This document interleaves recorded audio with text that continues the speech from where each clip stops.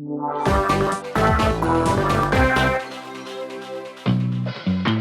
defining element of the story in Splatoon is the way its world moves forward in real time. Moving from one game to its successor, if 5 years between those entries passed in our world, the world of Splatoon moved along 5 years as well.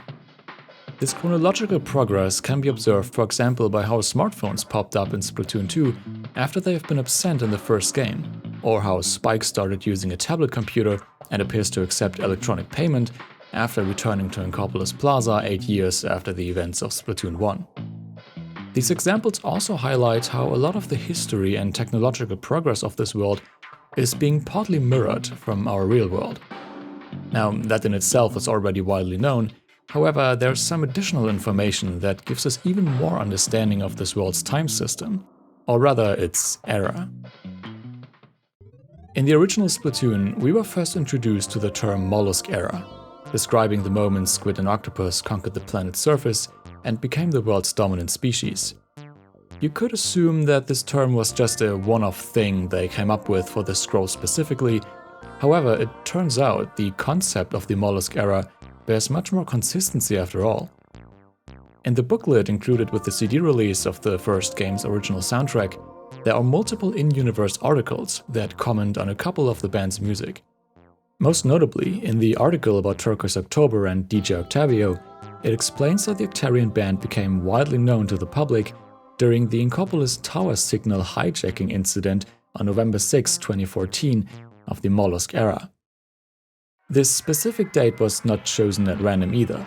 November 6, 2014 in our world was the day the Hero Mode trailer for the very first Splatoon game was aired during a Nintendo Direct. And looking back at it, the trailer itself is structured as if the Hero Mode part is intercepting the beginning of the fake-out Turf War part. So, analogous to that trailer, there was an actual incident half a year prior to the events of the first game, where the music we heard during the trailer has been broadcasted into the Inkling world on the surface. With the mention of this date in an in-universe piece of media, there's now proof that in addition to the similarities of human and mollusk history, Inklings seem to count their years the same way as we do. Meaning 2023 for us would also be called 2023 in the world of Splatoon, and the term Mollusk Era is likely used as a notation, similar to how we use Common Era to describe our current calendar years. Another hint towards this turned up a few years later in the Splatoon 2 art book. In a paragraph about the Decker Tower, it is explained how the building was originally completed during the Mollusk Era in 1904 and was designed to be the headquarters of the New Color Times newspaper. This info is referencing the completion of the One Times Square, which was completed in 1904 to serve as the headquarters of the New York Times newspaper.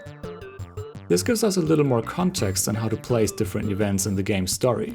For example, since we know Judd was frozen for 10,000 years, and the downfall of humans happened about 12,000 years prior to the events of Splatoon, this means Judd woke up around year 1 in the Inkling world. And incidentally, this scroll that was estimated to be 2,000 years old would be a relic from around the same age, depicting one of the earliest possible appearances of Judd alongside the Inklings.